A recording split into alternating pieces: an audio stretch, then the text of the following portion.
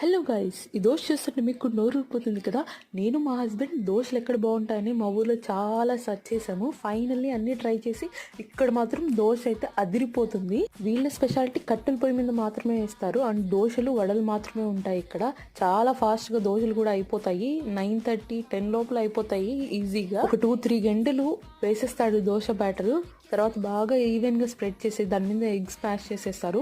Oil అయితే కావాల్సినంత వేస్తారు. ఒక సైడ్ కాలిన తర్వాత ఇంకో సైడ్ తిప్పేసి అక్కడ కూడా ఇంకొక ఎగ్ వేస్తారు. ఈ టైప్ నేను మా బద్వేల్లో ఎక్కడ చూడలేదు, ఇక్కడ మాత్రమే చూసాను. సైడ్స్ కాలిన తర్వాత అందులో పప్పుల పొడి, ఎర్ర చట్నీ వేస్తారు. చాలా అదిరిపోతుంది. మేము కూడా ఎగ్ దోశ తిన్నాము. కారం దోశ కూడా చాలా టేస్ట్ఫుల్ గా ఉంటుంది. అందులోకి ఎర్రగారం పప్పుల చట్నీ ఇస్తారు. ఇక్కడ మా హస్బెండ్ కి కొంచెం కాలినట్టుంది.